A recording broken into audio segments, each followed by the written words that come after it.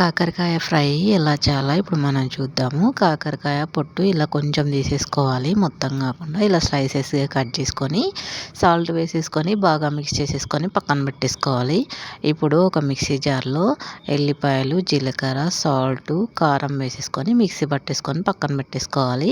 Deep ఫ్రైకి తగినంత oil పెట్టేసుకొని ముందుగా సాల్ట్, కాకరకాయ పెట్టేసుకున్నాయి కదా, అవి బాగా ఇలా రసం అంతా పిండేస్తే చేదు అనేది వెళ్ళిపోతుంది అనమాట. అస్సలు చేదు అనేది ఉండదు.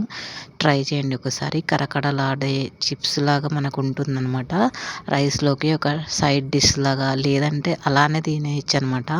చూడండి, ఇంకా కొంచెం బ్రౌన్ కలర్ వచ్చేంత వరకు ఇలా వచ్చిన తర్వాత ఆయిల్ సపరేట్ చేసేద్దాం మనము. ఇలా సపరేట్ చేసుకున్న తర్వాత వేడి పెన్నం పైనే చూడండి క్రిస్పీగా ఉన్నాయి. నా కొడుకు అయితే ఇలానే తినేస్తాడనమాట.